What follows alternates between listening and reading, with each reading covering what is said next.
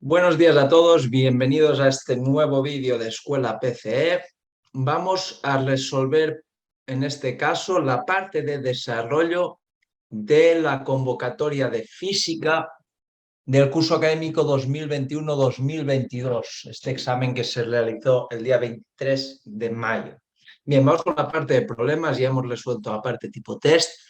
En la parte de problemas os planteaban 4 problemas, de los que teníais que escoger 2 cualquiera, con una puntuación máxima de 2,5 puntos por problema, en total 5 puntos.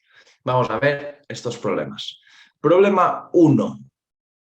Me planteaban un problema de campo gravitatorio. Habéis visto que el examen había una componente bastante grande de campo gravitatorio entre la parte tipo test y la parte de problemas.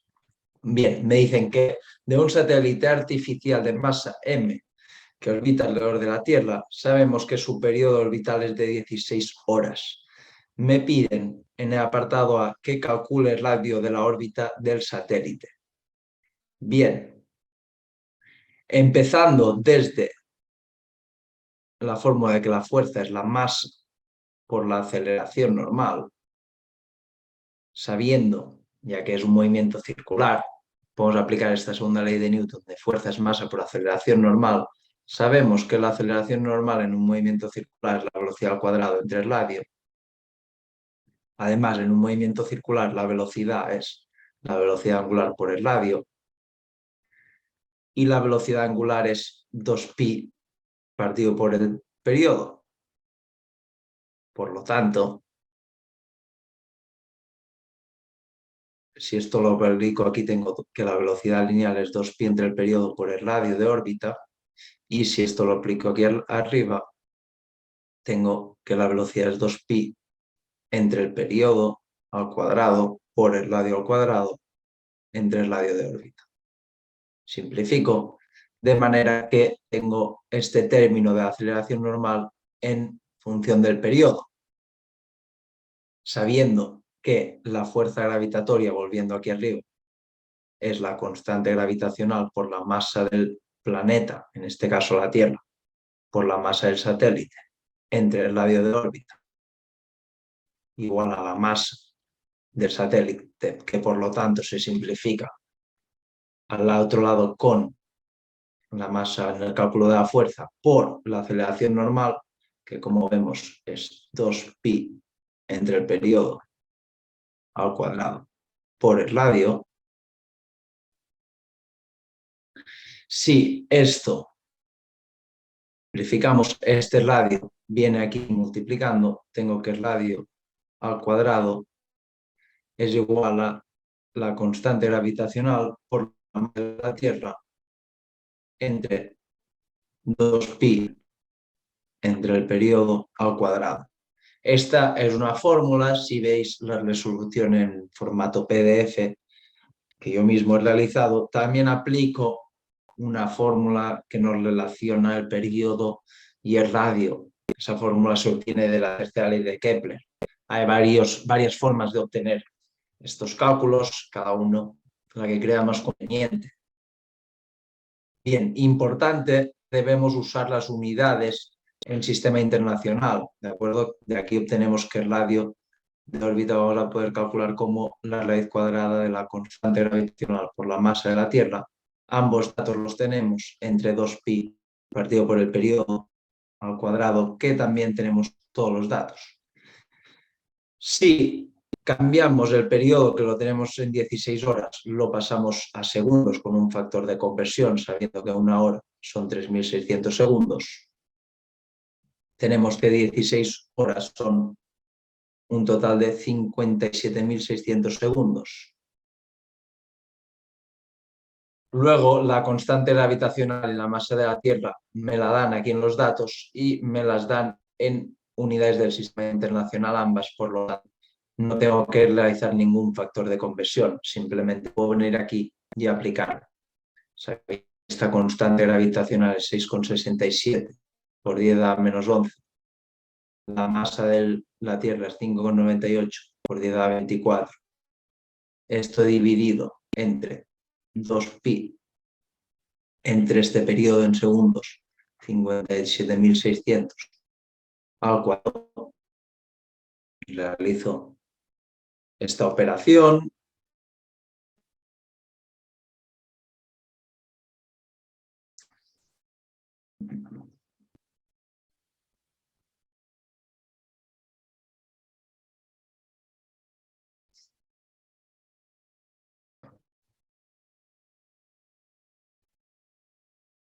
Vale, un segundito, aquí me equivoco.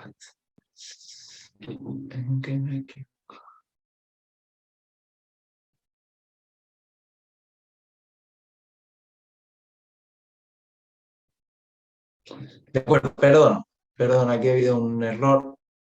El radio, pero lo hayáis visto antes que yo, el radio de la fuerza gravitatoria va elevado al cuadrado. Por lo tanto, aquí esto me queda radio elevado a 3 y por lo tanto esta raíz es una raíz cúbica. ¿De acuerdo? Aquí se había caído este cuadrado en la fuerza gravitatoria. Ya veis que tantas cosas que a todos se nos puede pasar algún término en un cálculo. Vale, ahora sí, el radio nos queda que es 3,22 por 10 elevado a 7 y las unidades, como estamos en el sistema internacional, son metros. Esta sería la respuesta del apartado A. El radio de órbita serán 3,22 por 10 a la 7 metros. ¿Vale? Importante esto que os he comentado, que en la fuerza gravitatoria el radio está elevado al cuadrado y por lo tanto en la fórmula me queda el radio al cubo. ¿De acuerdo? Ahora sí, perdón, esta fórmula es la misma que está escrita en el archivo PDF. ¿Vale? Hay distintas formas de llegar a ella, como he dicho, también a partir de la tercera ley de Kepler o, como vemos, a partir de la segunda ley de Newton y los conceptos de movimiento circular uniforme, como es el caso de una órbita gravitatoria de un satélite. Bien, apartado B. Calcula la energía potencial gravitatoria y la energía cinética del satélite. ¿Vale? Vamos a necesitar este radio de 3,22 por 10 a la 7 metros. Así tenemos apuntado. Voy a ver. Bien. La energía potencial gravitatoria siempre la podemos calcular como menos la constante gravitacional por la masa de la Tierra, por la masa del satélite, entre el radio.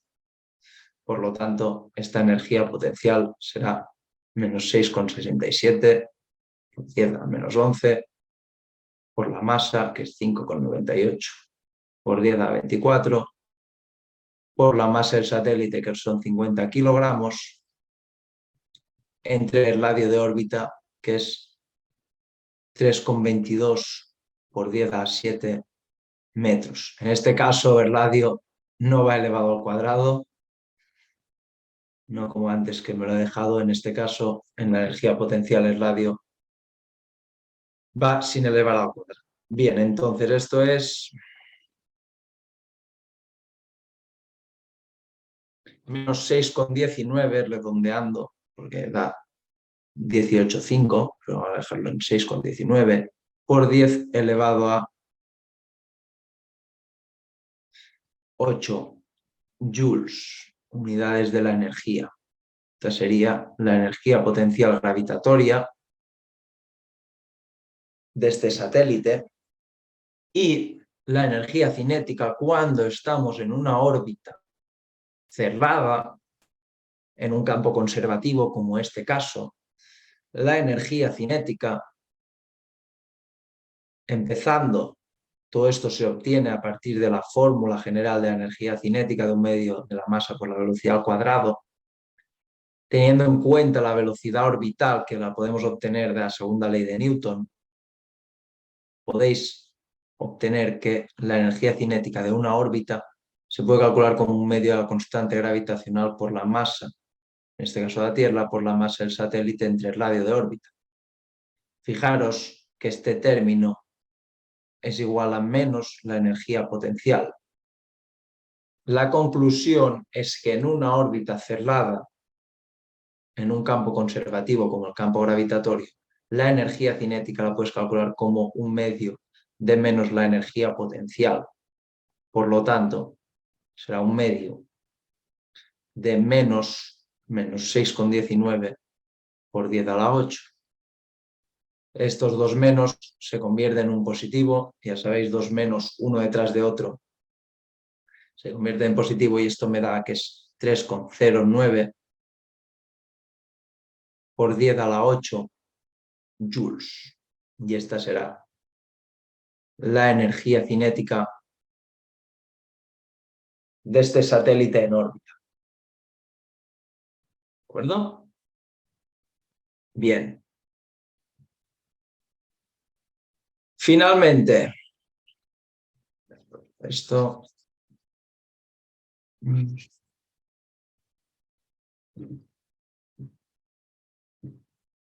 Me piden cuánta energía deberíamos suministrar al satélite para que desde su órbita pudiera escapar de la atracción gravitatoria de la Tierra.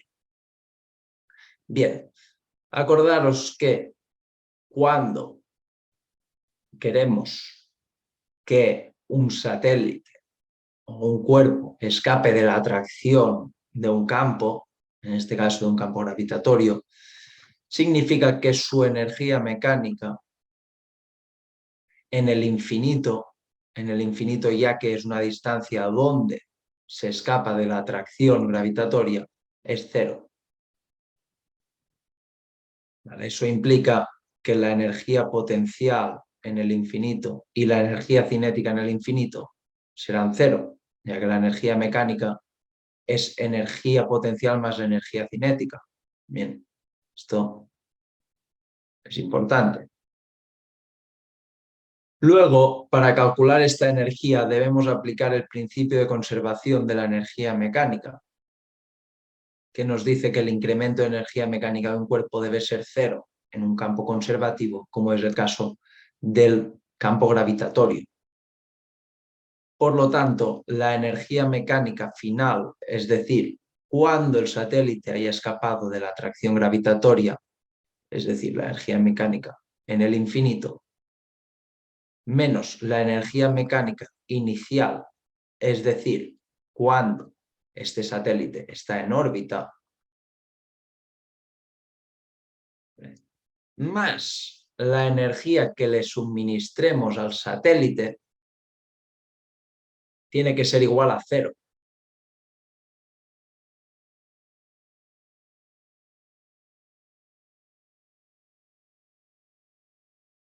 Y como la energía mecánica es cero, vemos que la energía que debo suministrar al satélite para que escape de la trayectoria es igual a la energía mecánica que este satélite tiene en órbita. Dicha energía mecánica se calcula como la suma de las dos energías que hemos calculado en el apartado B, de la energía cinética y de la energía potencial gravitatoria. Por lo tanto, la energía que debo suministrar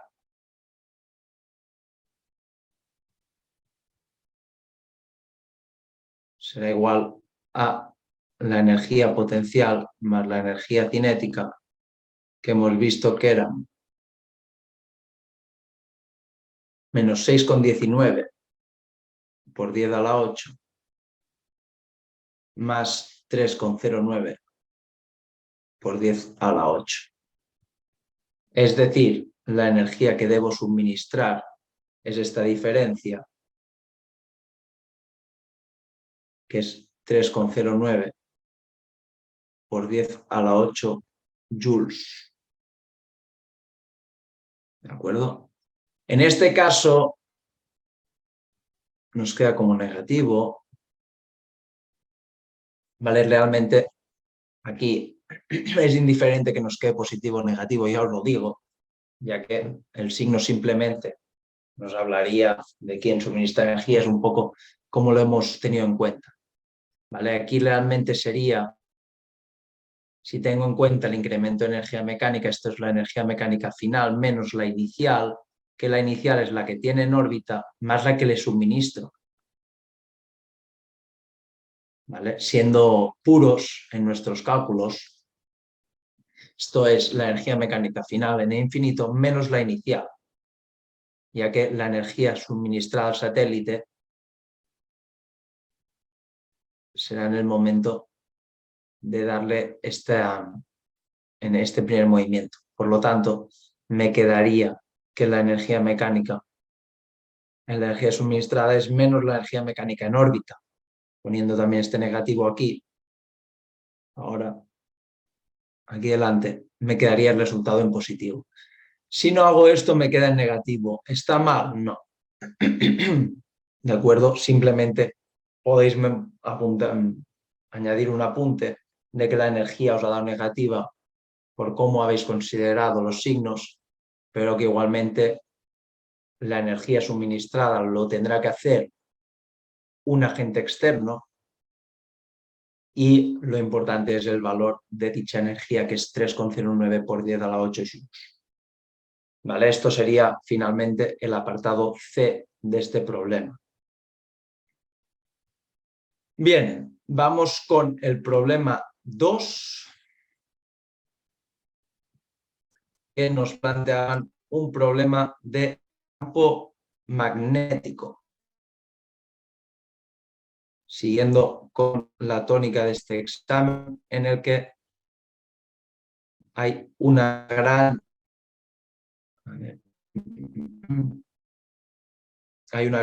presencia de problemas de campos gravitatorios, magnéticos y también un poco de campos eléctricos. Vale. Un segundito que tengo aquí el enunciado. Ahí está.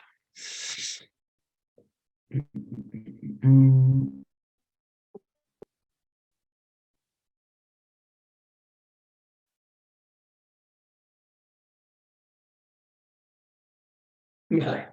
Me dicen que tenemos dos hilos conductores paralelos, rectos e indefinidos que están orientados verticalmente paralelos al eje Y.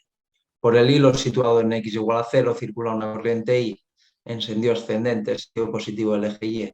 Por el hilo situado en X igual a L circula una corriente 2I, también en sentido ascendente. Se pide, apartado, dividir el espacio en tres regiones. Una primera cuando la X es menor a 0, segunda cuando la X está entre 0 y L, y tercera cuando la X es L. Me dice que para cada una de estas regiones indique si los campos magnéticos que producen los dos hilos en sentidos iguales u opuestos. Bien, recurriendo a este dibujo que nos da el enunciado,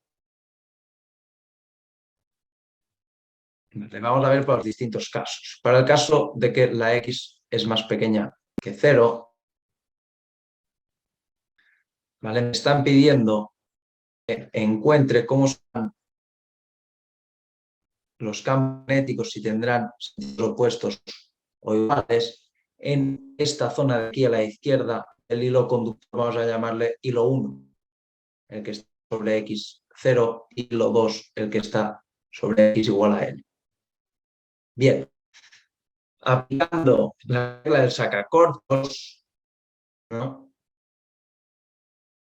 Sabiendo que un hilo conductor genera sobre un campo magnético, en este caso el ser un ente ascendente, que gira en sentido antihorario, igual que el hilo 2, también tiene un sentido de giro antihorario. Si esto lo aplicamos a un punto cualquiera a la izquierda del hilo 1, vemos que ambos campos magnéticos, vamos a llamarle B1, el del hilo 1, y B2 tendrán el mismo sentido.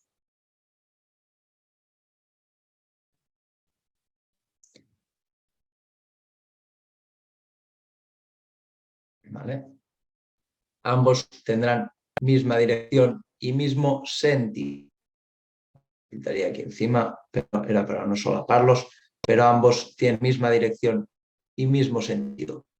Entonces, para esta primera región tendrán misma dirección y mismo sentido. Esto lo podemos ir apuntando aquí en una especie de resultados. Si X es menor a 0, ambos campos magnéticos tendrán el mismo sentido.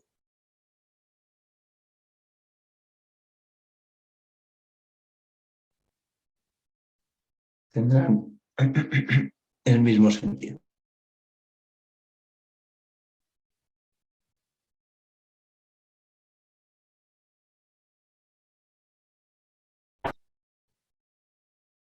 Entonces, para la segunda región que me dicen, para un punto situado entre medio de ambos hilos, es decir, la X está entre 0 y L, ¿vale? Un punto como podría ser este donde se encuentra esta carga A. En el caso, el campo magnético que crea el hilo 1, que está circulando, es circular, perdón, en sentido antihorario, sobre este punto tendrá este sentido en la dirección del eje perpendicular, es decir, estamos en el eje Z, los campos, ya que debe ser perpendicular al eje X, que es horizontal, y al Y, que es el vertical. Estamos en este eje entrante y saliente del papel característico de esta física de campo magnético. Mientras que, igual que antes, el hilo 1 genera un campo magnético en sentido lo que vendría a ser positivo en este eje Z. Por lo tanto, perdón, hilo 2, perdón, esto es el campo magnético 2. Por lo tanto, la conclusión es que si la X está entre 0 y L, los campos tendrán sentidos contrarios.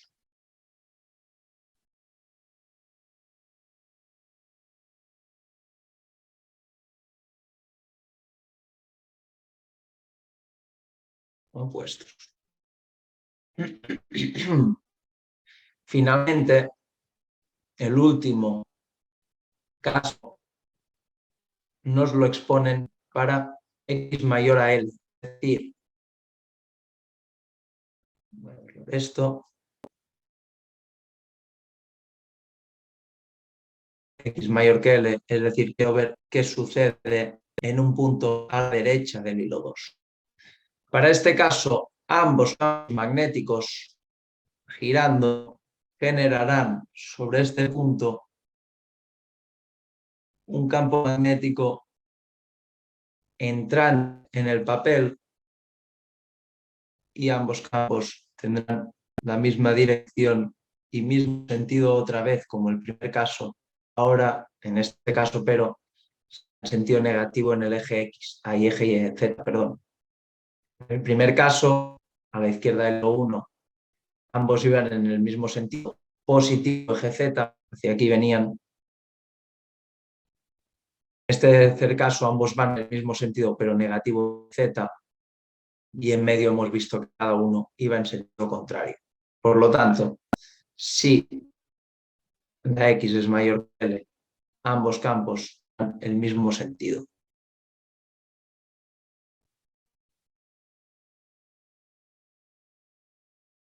¿Vale? Si queréis podéis apuntar, pues en este caso, sentido negativo, eje Z.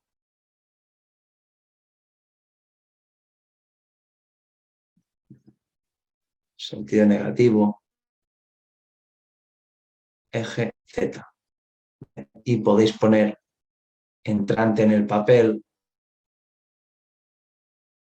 aunque por convenio siempre el negativo, el sentido negativo en el eje Z, el entrante en el papel. Solo para dejarlo claro aquí, en cambio podéis poner sentido positivo eje Z.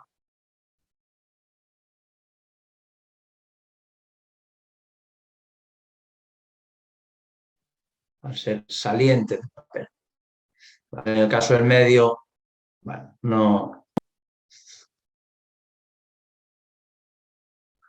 podéis especificar qué pasa con cada campo, pero simplemente tienen sentidos opuestos, ¿vale? Igualmente, este caso del medio ahora vamos a estudiarlo más a fondo, ¿vale? Sería la respuesta del apartado A. Bien, para el apartado B, me dicen ahora que con ayuda del resultado anterior encuentre los puntos del espacio en los que el campo magnético total es nulo. Viendo el ejercicio A, la única región donde se puede anular el campo magnético es en esta región entre 0 y L. ¿Vale? Solo se puede anular el campo magnético. Anular el campo magnético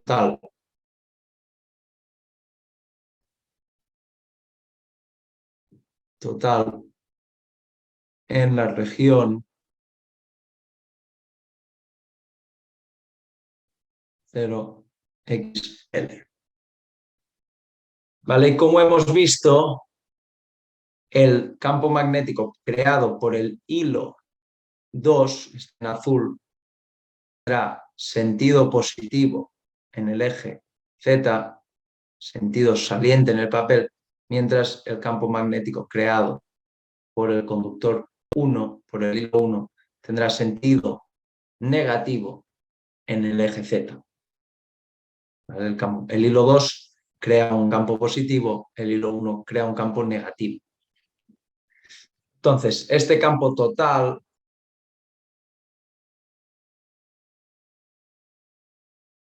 queremos que sea cero, por lo tanto, lo que debemos aplicar es que el campo magnético en módulo que crea el hilo 2 sea igual al campo magnético en módulo que crea el hilo 1, ya que al tener sentidos opuestos, esto va a suceder así. Entonces, si tenemos en cuenta que el campo magnético que crea un conductor se puede calcular como la permeabilidad magnética en el vacío por la intensidad del conductor entre 2pi por la distancia respecto al conductor. Si consideramos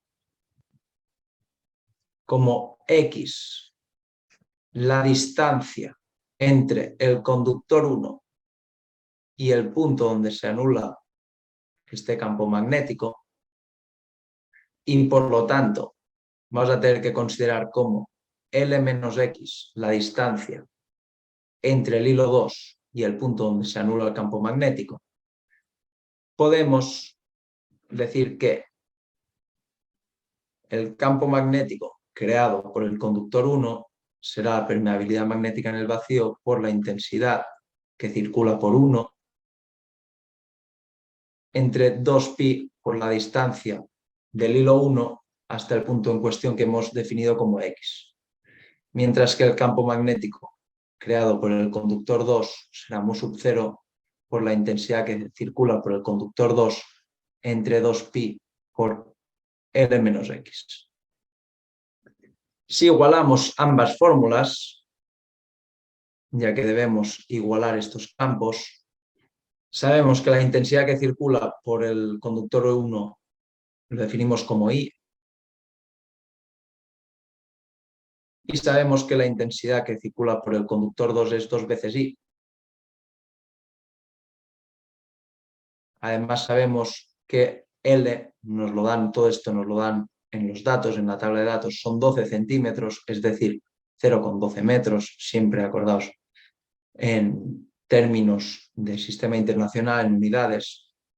Aquí fijaros que la permeabilidad magnética las puedo simplificar, las intensidades también y el 2pi también. De manera que esto me queda que 0,12 menos X es igual a 2X. ¿Vale? Pasando los denominadores al otro lado multiplicando, de manera que tengo que 0,12 es igual a 3X y por lo tanto la X es 0,12 entre 3, lo que es igual a 0,04 metros. La conclusión es que el campo magnético se anula, el campo magnético total es nulo en un punto situado a 4 centímetros del hilo 1, 0,04 metros, y a 8 centímetros, ya que entre ambos conductores hay 12 centímetros, por lo tanto, si está a 4 del hilo 1, está a 8 centímetros del hilo 2. Esto será la respuesta de este apartado B que nos pedía. ¿De acuerdo? Bien, ya veis que está siendo un examen bastante largo que os han puesto este año. Pero bueno, vamos con el apartado C. Por lo tanto, voy a borrar esto. Sé que voy bastante rápido, pero como lo tenéis, podéis ir parando, volviendo atrás, volviendo adelante, podéis escuchar esto las veces que sea necesario.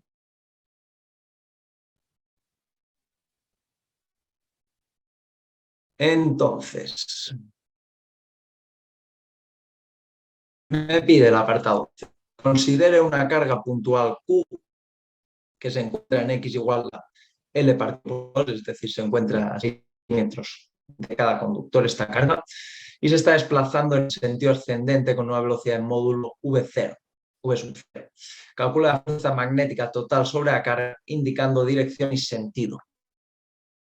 Bien, hemos visto que el campo magnético se anula en un punto a la izquierda de esta carga. Esto es debido a que el hilo conductor 1 genera un campo magnético más débil que el hilo conductor 2, ya que en el hilo conductor 2 circula una intensidad al doble de fuerte. Por lo tanto, en este punto, entre ambos conductores, este punto medio, el campo magnético genera el hilo 2 será mayor al que genera el hilo 1. Por lo tanto, el campo magnético total en este punto donde hay esta carga, en el apartado C estamos, campo magnético total lo podremos calcular como el campo magnético creado por el conductor 2 menos el campo magnético creado por el conductor 1. En caso que esto no lo veáis y lo hagáis al revés, os daría negativo. Significa que el sentido es el opuesto al que habéis considerado.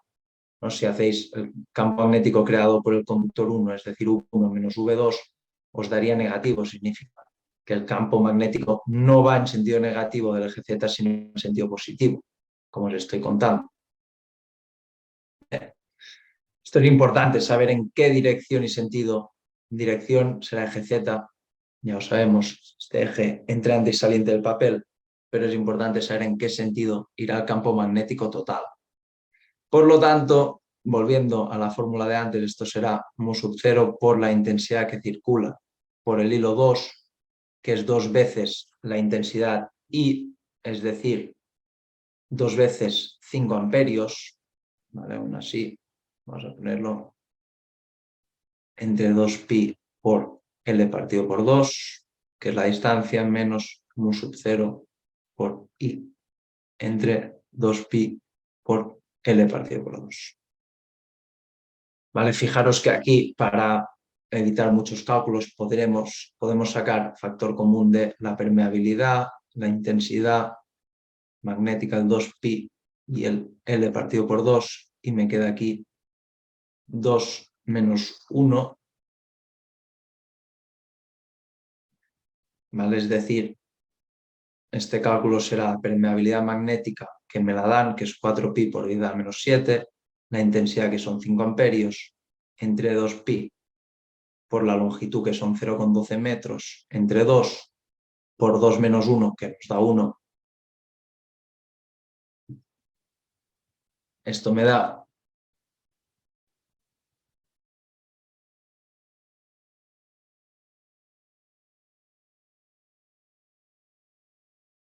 1,66, ya que me da 1,6, 1, 2, 3, 4, 5, por 10 a la menos 5. Y como os digo, este campo magnético creado tendrá sentido positivo en el eje de las zetas, es decir, como llamamos en física, el eje K, teslas. ¿Vale? Este será el valor del campo magnético creado sobre esta carga por los dos campos, por los dos hilos conductores. Por lo tanto, volviendo a este dibujo, si ahora veo que el campo magnético total de esta carga tiene esta dirección y sentido, ¿no? En el eje Z y positivo, y la velocidad está en la componente Y, es una velocidad vertical, también positivo, aplicando la regla de la mano derecha, me queda que la fuerza magnética sobre esta carga tendrá esta dirección y sentido. Dirección del X y sentido positivo. ¿De acuerdo? Esto solo quería el sentido de esta fuerza en caso que la carga fuera negativa. Como es positiva, la fuerza se mantendrá en esta dirección.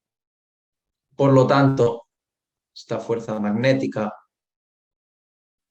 si calculamos, ya sabemos su dirección y sentido, si solo nos falta calcular, perdón, cuál es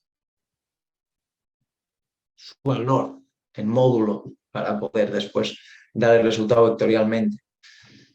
Quien no sepa verlo con la regla de la mano derecha siempre puede recurrir a la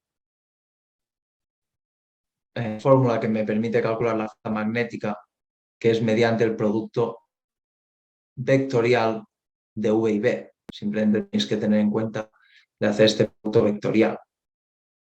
Como lo he determinado con la fuerza, con la regla de la mano derecha, la fuerza magnética en módulo se puede calcular como la carga, voy a ponerlo aquí abajo, perdón.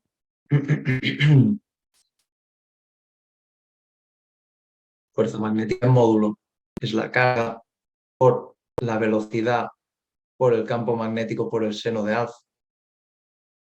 Alfa es el ángulo entre el vector velocidad y el vector campo magnético, que es perpendicular, son perpendiculares, perdón, por lo tanto alfa es 90. Viniendo aquí, aplicamos que la carga es de 1 microcoulomb, es decir, 1 por 10 a la menos 6 coulombs. La velocidad es de 7,5 metros segundo. El campo magnético es 1,66 por 10 a la menos 5.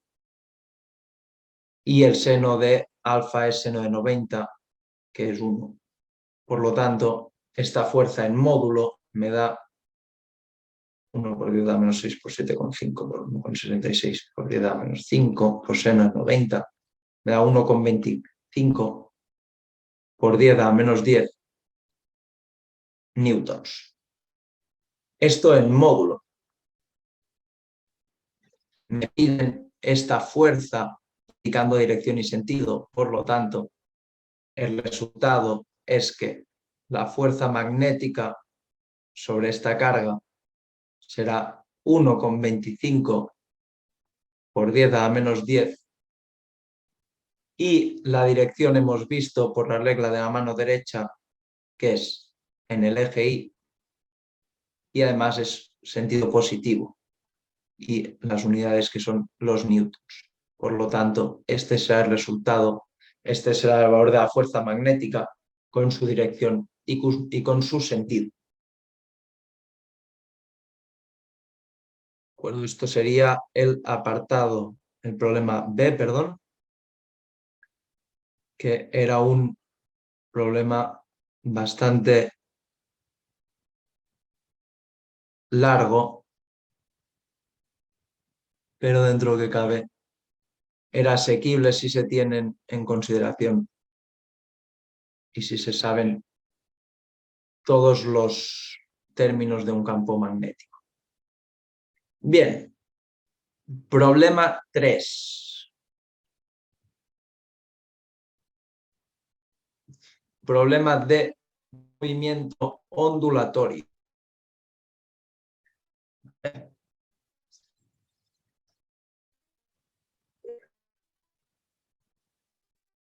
Nos explica este problema.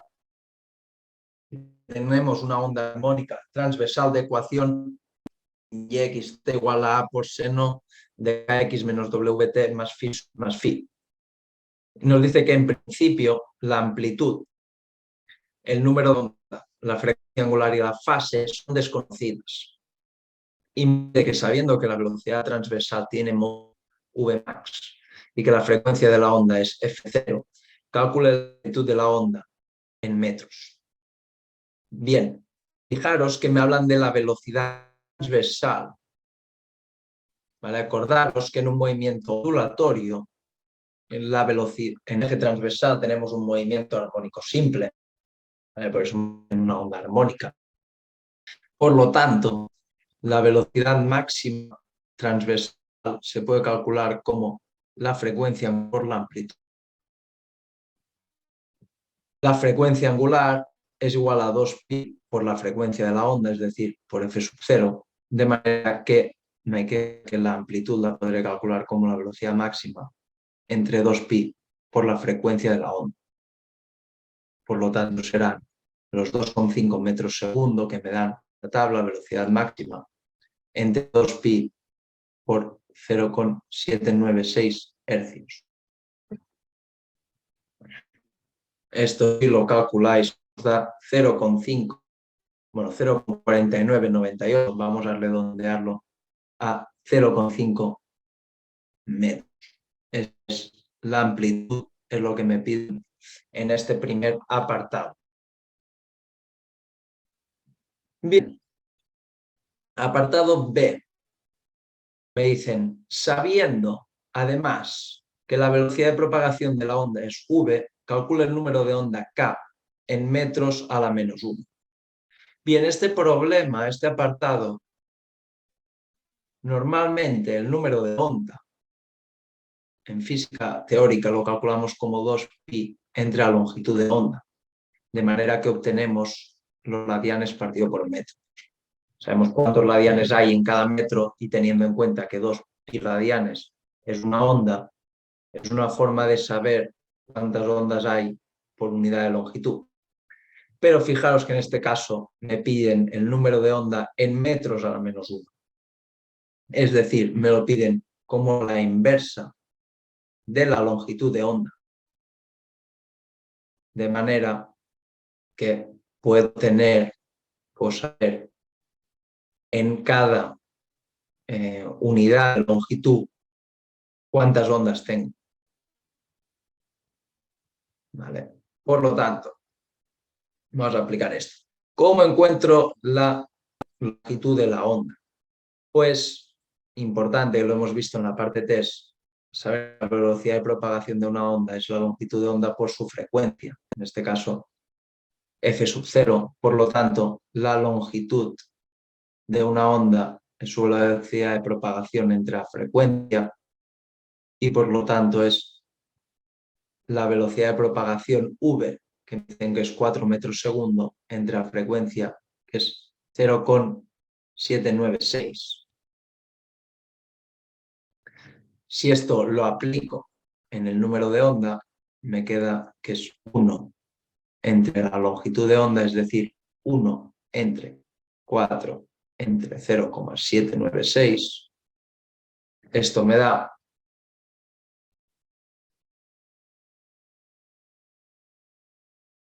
0,199 metros a la menos 1. Es decir, hay casi 0,2 ondas por unidad de longitud. La conclusión es que una onda, encontraremos una onda en pues 5 metros, ¿no? 0,2 Si cada metro hay 0,2 ondas, en 5 metros tendremos una onda completa. ¿Vale? Este era el apartado B.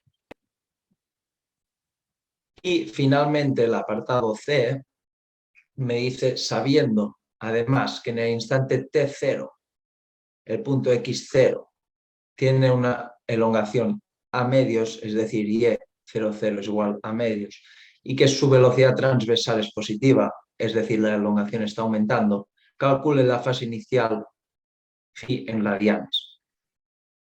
Este apartado era un poco más complicado de lo que parece a primera vista. ¿Vale? Pues si determinar una fase inicial suele ser una cosa que para algunos se antoja complicado, pues aquí había un poquito más de complicación. Bien, ¿qué tengo? Me dice que lo que tengo que aplicar es que en el instante X, en el instante inicial, tiempo cero, y en la posición inicial, Y0, la ecuación de la onda debe darme A partido por 2.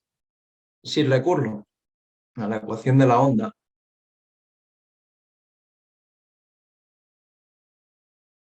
no hace falta ni que sustituyáis los datos.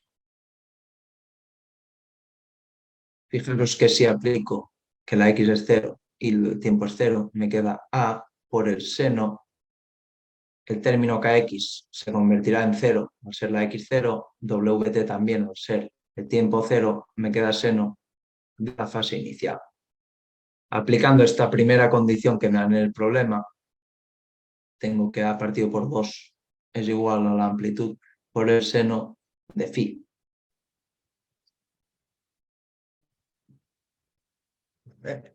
Por lo tanto, perdón que esto es el ángulo phi, la fase inicial.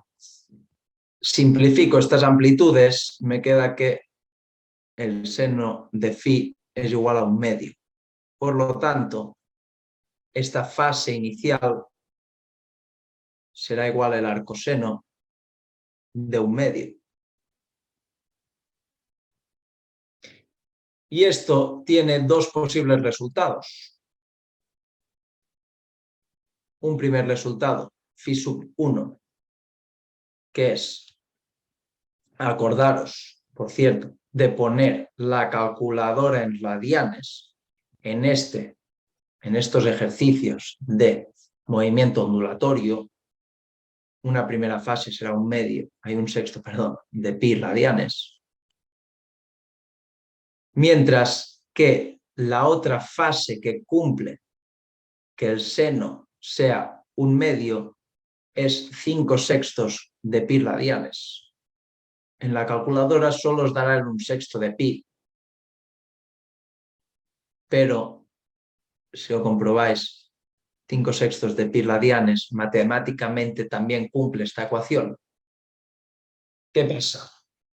Que debemos comprobar para cuál de las dos, debería solo para una de las dos cumplirse, que la velocidad transversal sea positiva.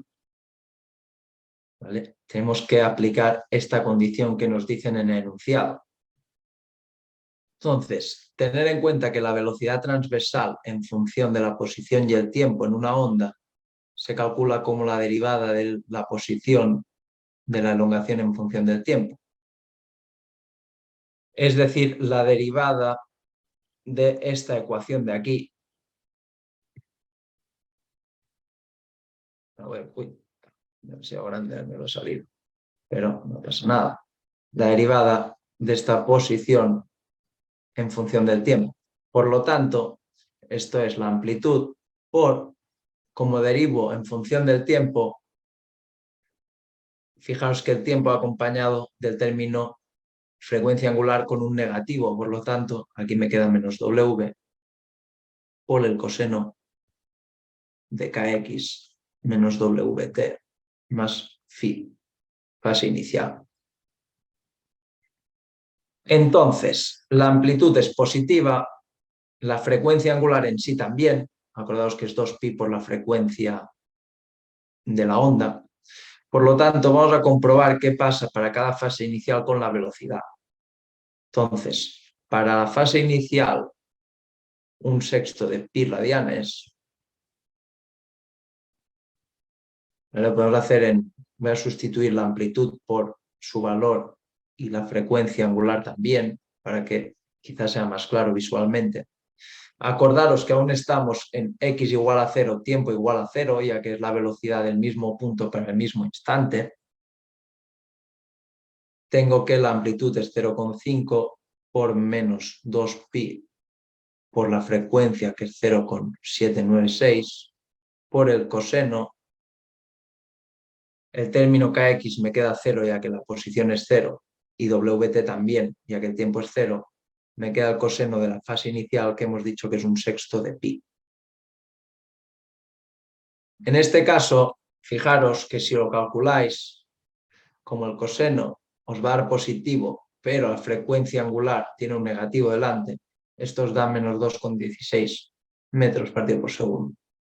Es decir, la velocidad de este punto es negativa para esta fase inicial y por lo tanto no cumple la condición del problema, que en el instante inicial del punto x0 su velocidad transversal es positiva. Por lo tanto, vamos a descartar este resultado. Vamos a ver qué pasa en el caso de que la fase inicial sea 5/6 de pi radianes. Si hemos hecho más bien, debería en caso darnos positiva la velocidad, ya que si no tendremos solución de momento a este problema. Entonces, esta velocidad, sustituyendo otra vez x igual a 0 y tiempo igual a 0, y aplicando igual que antes, solo cambiando esta fase inicial, es decir, tengo la amplitud que es 0,5 por menos 2pi por la frecuencia de la onda, 0,796, por el coseno, perdón, este paréntesis, para que nadie se líe, un paréntesis, por el coseno de 5/6 de radianes. Esto, si lo aplicáis en la calculadora, veréis que os da 2,16 metros segundo. Es decir, para la fase inicial, 5/6 de radianes, se cumple que la velocidad es positiva y que la elongación es la amplitud partido por 2. Por lo tanto, la respuesta es que la fase inicial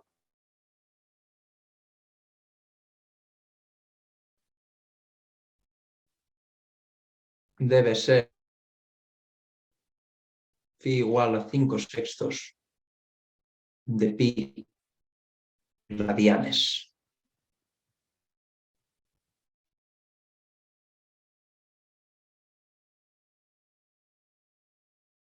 Y esto será la respuesta del apartado C de este problema de campo, perdón, de movimiento ondulatorio. ¿De acuerdo? Bien.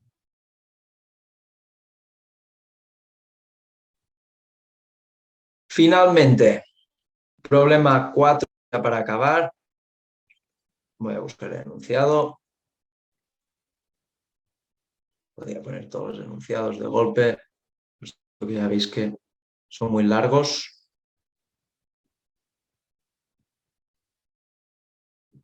Espero que os esté sirviendo de ayuda. Esta es la resolución del examen.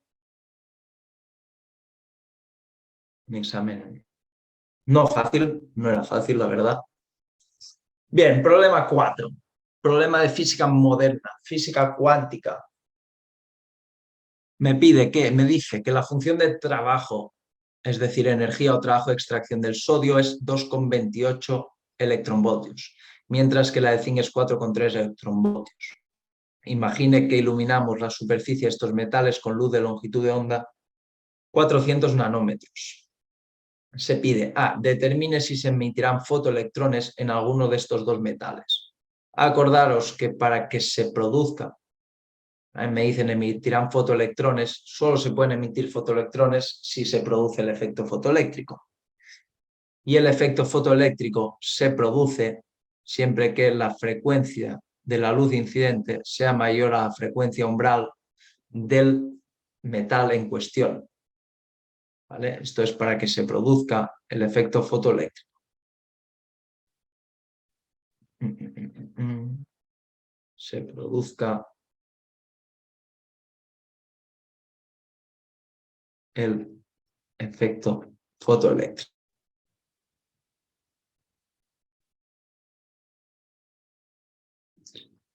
Entonces, la frecuencia de la luz incidente, teniendo la longitud de onda, sabiendo que se trata de una luz la cual se propaga a la velocidad de la luz en el vacío, un dato que nos dan en esta tabla de aquí abajo, sabemos, como hemos visto a lo largo del examen, que la velocidad de propagación de una onda es la longitud de onda por su frecuencia.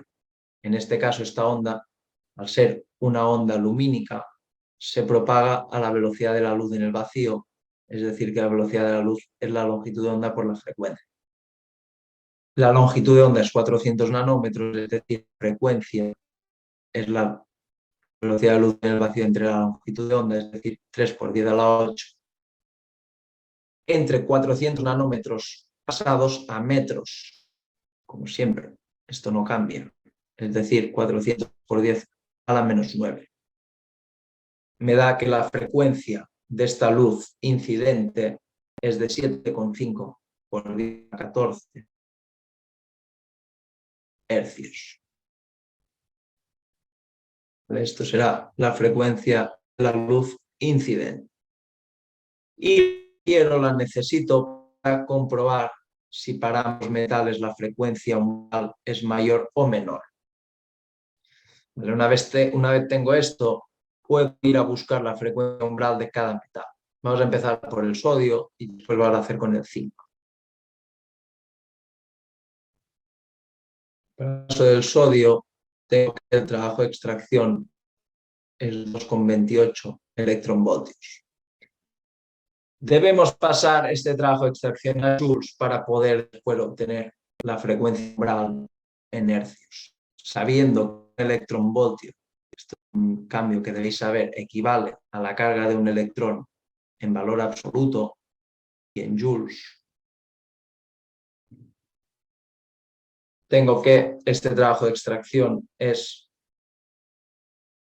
3,65 por cada menos 19 joules. El trabajo de extracción del sodio. Aplicando la fórmula del trabajo de extracción, sé que el trabajo de extracción es la constante de Planck por la frecuencia umbral del metal.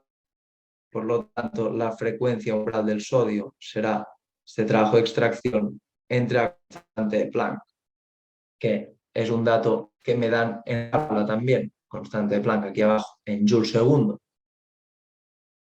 A ver, si me hubieran dado la constante de Planck en electronvoltios, quizá podría haber hecho parte del problema en electronvoltios, pero no es el caso. Pero esto es 3,65 por 10 a la menos 19 entre 6,63 por 10 a la menos 34.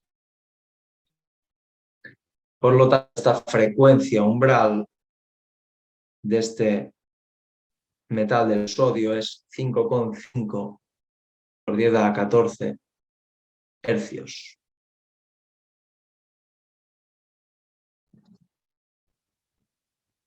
La conclusión es que como la frecuencia de la luz incidente es mayor a la frecuencia umbral en el caso del sodio,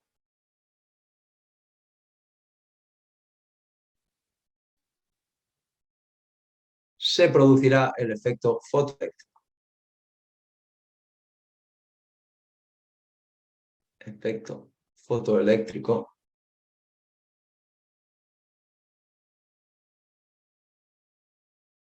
y se emitirán fotoelectrones.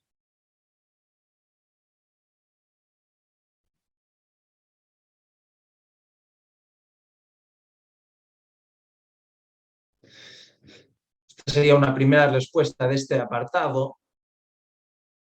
porque también hay que hacerlo para el caso del zinc, en el que me dicen que el trabajo de extracción es 4,3 electronvoltios y el proceso es el mismo. En el caso del zinc, debo ahora también convertir este trabajo de extracción de 4,3 electronvoltios a joules. Un electronvoltio, 1,6 por 10 a la menos 19 joules. Tengo que el trabajo de extracción del sodio es 6,88 por 10 a la menos 19 joules. Por lo tanto, aplicando los mismos conceptos que para el caso del sodio, la frecuencia umbral para el zinc será el trabajo de extracción entre la constante de Planck, 6,88 por 10 a la menos 19, entre 6,63 por 10 a la menos 34, me queda que la frecuencia umbral del caso del sodio, del zinc, perdón, es 1,04 por 10 a la 15 hercios. Fijaros que esta frecuencia es mayor que la frecuencia incidente, que era 7,5 por 10 a la 14 hercios. Por lo tanto, como la frecuencia incidente es menor a la frecuencia umbral para el caso del zinc,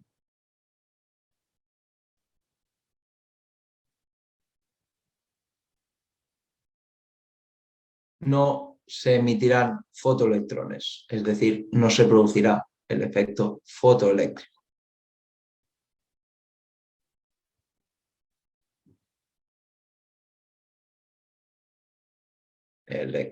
Fotoelectrones.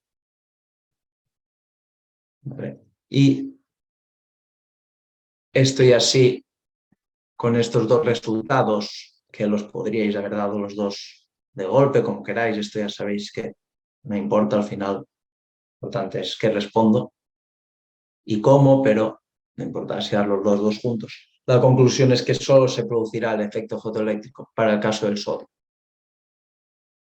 Bien, esto era el primer apartado. Apartado B, en caso de que alguno de estos metales emita fotoelectrones o los dos, calcule su potencial de frenado V. Bien, voy a borrar esto. Vamos a tener que quedar con algunos resultados,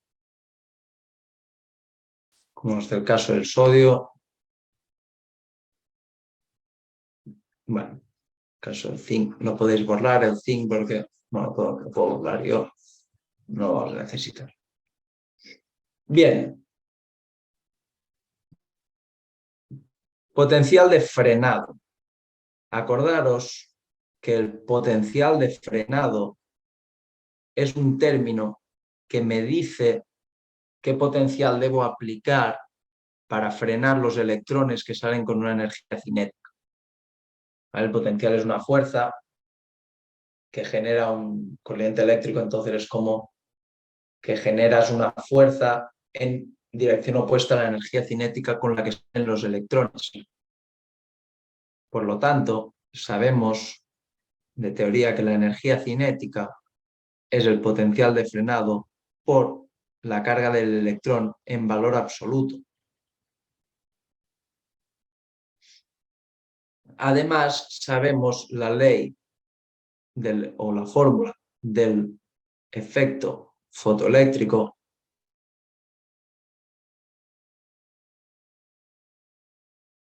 que dice que la energía del fotón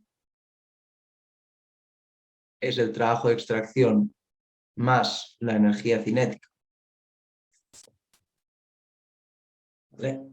Entonces, la energía del fotón es la constante de Planck por la frecuencia de la luz incidente, el trabajo de extracción los tenemos y la energía cinética es lo que buscamos. Entonces, solo para el caso del sodio, ya que es el único donde se produce el efecto fotoeléctrico. solo para el caso del sodio, ya que en el zinc no se produce el efecto fotoeléctrico. Para el caso del zinc.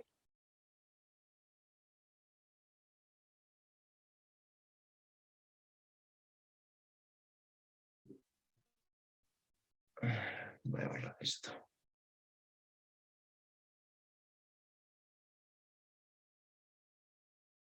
En el caso del zinc no se produce efecto fotoeléctrico.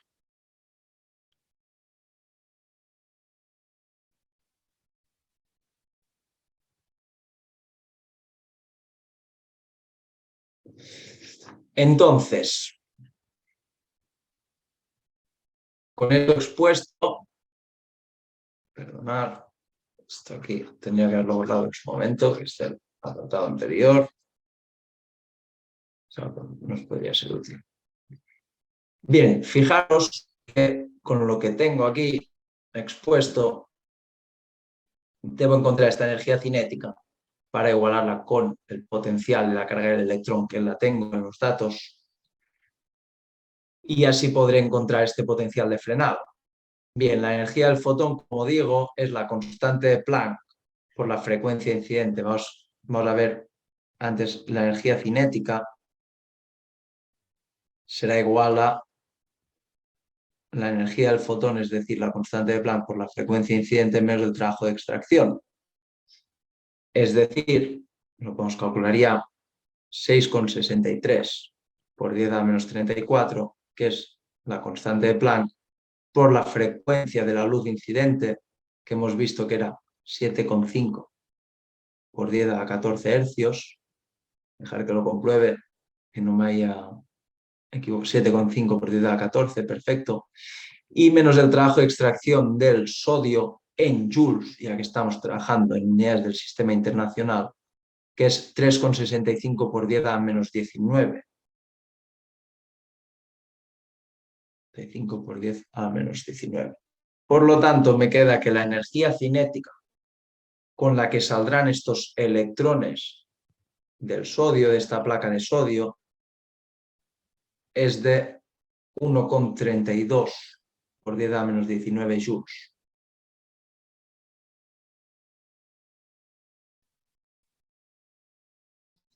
Sabiendo esto y sabiendo que la energía cinética es igual al potencial de frenado por la carga del electrón en módulo, tengo que la energía cinética, como hemos comentado, es el potencial de frenado por la carga del electrón en módulo. Tengo que el potencial de frenado es esta energía cinética entre la carga del electrón en módulo. Por lo tanto, la energía cinética me acaba 1,32 por 10 a la menos 19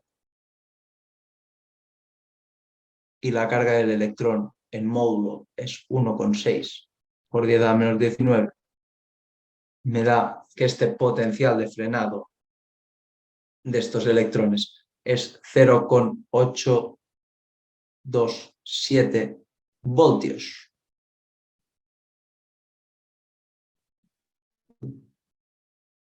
¿Vale? De hecho, me piden el potencial de frenado en voltios. Este será el potencial de frenado de estos fotoelectrones. ¿Vale? Y ya para acabar, apartado C, para acabar este examen, calcule la velocidad a la que son emitidos los fotoelectrones, en su caso en metros segundo. Puede suponer esta velocidad como mucho menor que la velocidad de luz y por tanto ignorar efectos relativistas. Es decir, este apartado C, calcular la velocidad de los fotoelectrones, sabiendo que esta energía cinética que he obtenido es la energía cinética de estos fotoelectrones. Vale, acordaros que el efecto fotoeléctrico es que la energía del fotón se involucra, o sea, se usa para extraer el electrón del metal, que sería el trabajo de extracción, y la energía restante es energía cinética para estos electrones, que es lo que es como hemos obtenido esta energía cinética.